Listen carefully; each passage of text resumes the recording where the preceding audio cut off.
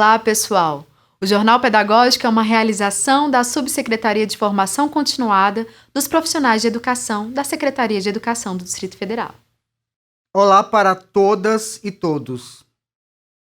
Nesta edição, pretendemos trazer notícias e conteúdos que ajudem profissionais da educação a refletirem sobre o processo educacional nas atuais circunstâncias emergenciais promovidas pela pandemia do novo coronavírus. Faremos, então, um giro pelo mundo e outras curiosidades. E ainda teremos a primeira parte da conversa com a professora pós-doutoranda em formação de professores no contexto da neurociência, Lucicleide Araújo. Ela é especialista em educação à distância, consultora, autora de livros voltados para a educação e formação de professores e professoras. Agora, no Jornal Pedagógico. Diante do atual contexto da pandemia do novo coronavírus, estamos oferecendo ao professor, à professora, a estudantes e à comunidade escolar mais informações sobre as possibilidades de interação e de ensino mediado por tecnologias de comunicação e ainda as alternativas de educação não presencial. Entendemos que o ensino mediado por tecnologia de comunicação não substitui as aprendizagens das interações face a face com a professora e o professor em ambientes de educação formal.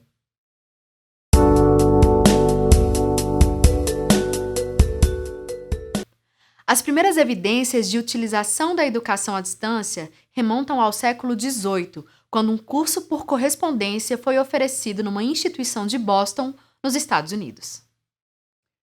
Depois, no século XIX, houve uma concentração maior na Europa, com ofertas de cursos por correspondência na Suécia, Reino Unido e Espanha, além dos Estados Unidos. No início do século XX, outros países tiveram suas primeiras experiências com esse tipo de ensino. Entretanto, apenas na segunda metade do século XX, a educação à distância começou a se fortalecer como uma importante modalidade. Na Inglaterra, em 1969, foi autorizada a abertura da British Open University, considerada como um importante acontecimento dentro da evolução da EAD, por trazer inovações nos instrumentos de comunicação entre professoras, professores e estudantes, bem como na recepção e envio dos materiais educativos, sendo a pioneira na modalidade de ensino superior à distância. Na América Latina, países como Argentina, Bolívia, Chile, Costa Rica, El Salvador, Equador, Venezuela e México também tiveram seus primeiros programas de educação à distância. No Brasil, o desenvolvimento da educação à distância tem seu início no século XX, em decorrência do processo de industrialização, gerando uma demanda por políticas educacionais que formassem trabalhadores e trabalhadoras para a indústria. Nesse contexto, a educação à distância surge como alternativa para atender a demanda, principalmente no meio de transmissão via rádio, o que permitiria a formação de trabalhadoras e trabalhadores do meio rural, sem a necessidade de se deslocarem para as grandes cidades. A história da educação à distância no Brasil esteve ligada à formação profissional, capacitando pessoas para o exercício de certas atividades ou domínio de determinadas habilidades, sempre motivadas por questões de mercado. A partir dos anos 30, as políticas públicas viram na educação à distância uma forma de atingir uma grande quantidade de pessoas sem instrução alguma. No contexto da formação profissional, surge o Instituto Rádio Técnico Monitor em 1939 e o Instituto Universal Brasileiro em 1941. Foram várias experiências radiofônicas até a implantação da televisão no Brasil nos anos 50, que possibilitou o desenvolvimento de ideias relacionadas ao uso desse novo meio de comunicação na educação. Dessa maneira, nos anos 60 surgem as televisões educativas e na década de 70, a Associação Brasileira de Teleeducação.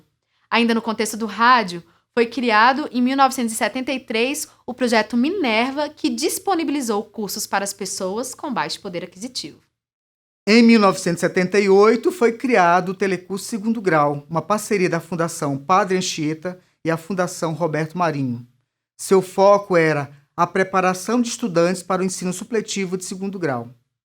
Surgiram ainda projetos como o Mobral, de alfabetização, o projeto IP, para aperfeiçoamento de professores e professoras, e mais tarde, Um Salto para o Futuro. Nos anos 2000, surge a TV Escola. Aos poucos, a educação à distância foi perdendo o estigma de ensino de baixa qualidade na formação do cidadão e da cidadã.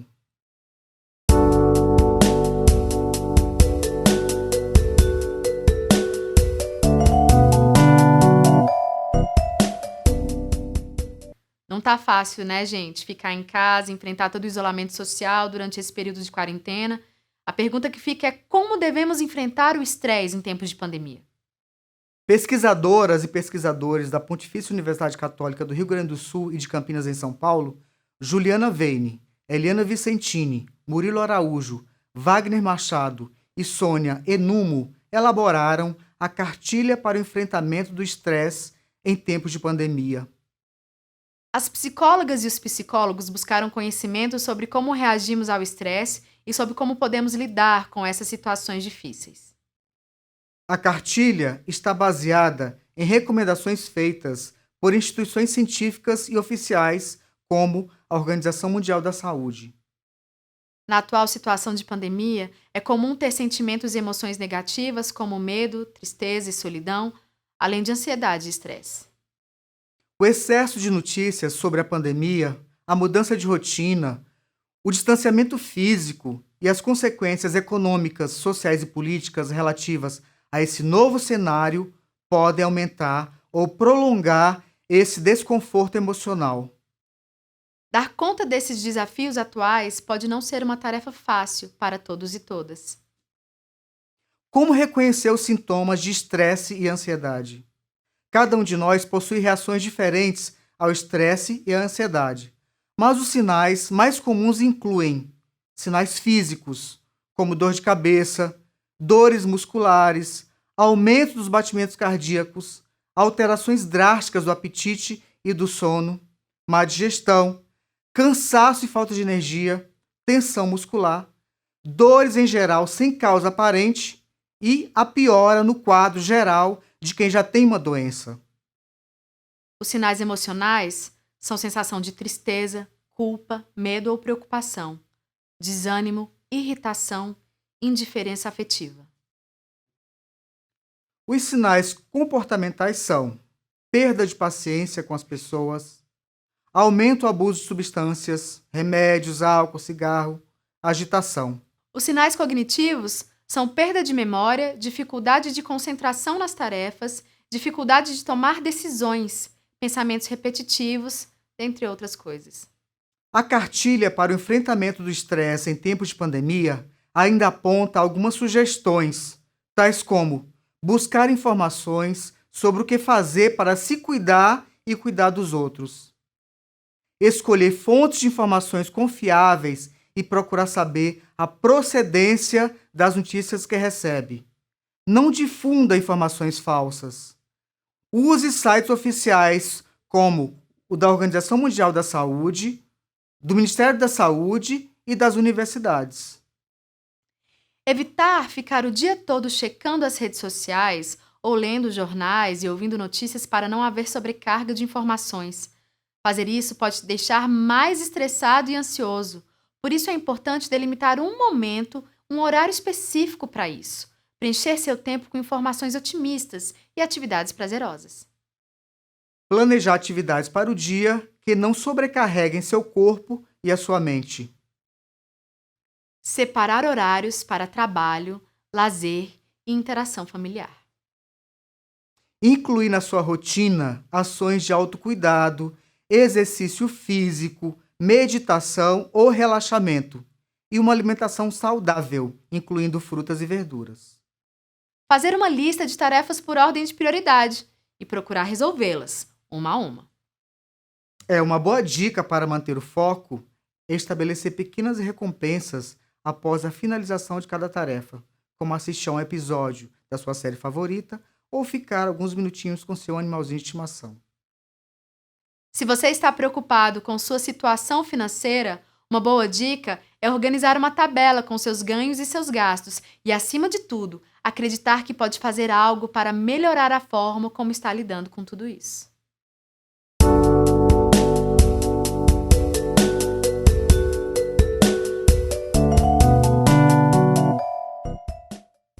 Confira agora a primeira parte da entrevista com a professora pós-doutoranda em formação de professores no contexto da neurociência, Lucicleide Araújo, que conversou conosco sobre ensino à distância, suas vantagens e desafios para a formação integral de estudantes.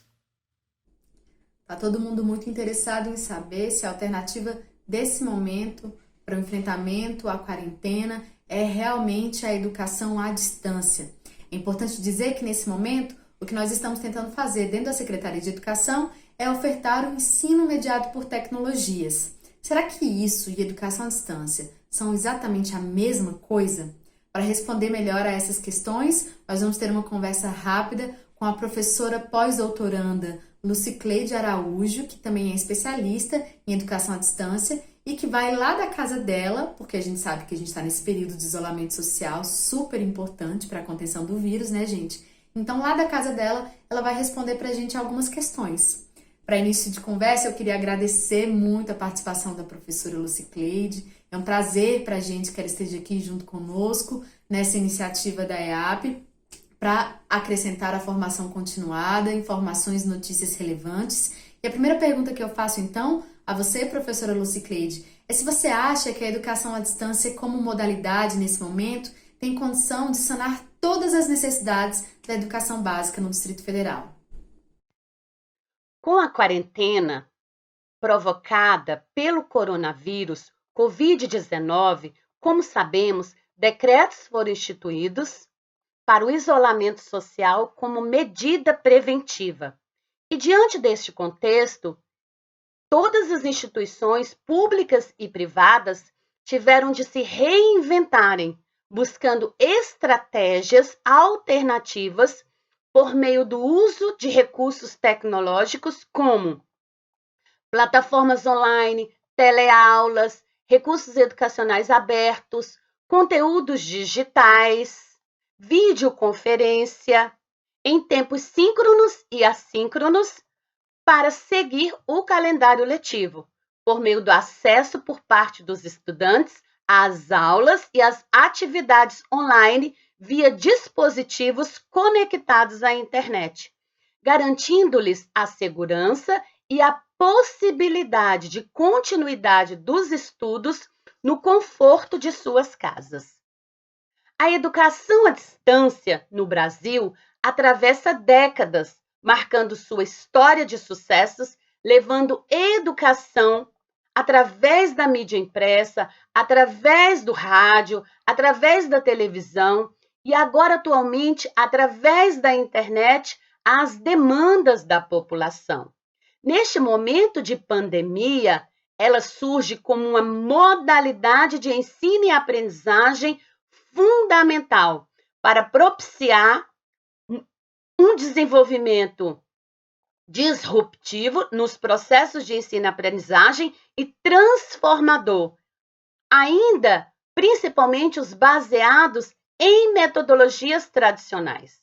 Mas é importante deixar bastante claro que o simples uso de tecnologias para potencializar os processos de aprendizagem não significa que estejamos promovendo o ensino e a aprendizagem por meio da educação à distância, pois esta modalidade tem suas próprias características e diferenças. Também é importante nos conscientizarmos que a educação à distância não é a salvadora deste momento, a panaceia, mas ela surge sim como uma das possibilidades entre os inúmeros caminhos que nós, professores, poderemos nos utilizar para garantirmos a qualidade no desenvolvimento de nossas aulas remotas, na produção de materiais digitais e um momento oportuno para o acesso e o domínio de tecnologias digitais, pois estas podem favorecer potencialmente na qualidade da aprendizagem dos nossos estudantes. quando utilizados com objetivos claros e em conformidade com os objetivos educacionais. Neste sentido, utilizarmos de algumas das metodologias da EAD neste momento ajuda a minimizar o impacto que poderia ter provocado caso todas as instituições tivessem parado com as suas atividades pedagógicas. Mas a EAD, por si só, não dá conta de sanar todas as necessidades da educação básica, pois tanto esta modalidade de educação à distância como a modalidade de ensino presencial, com alguns momentos mediados por tecnologias, têm suas características, têm seus perfis e suas diferenças. No próximo programa, falaremos de algumas experiências da educação do DF no enfrentamento da pandemia, além do quadro É Fato ou é Falso? E a segunda parte da entrevista com a professora Lucicleide Araújo. Até lá!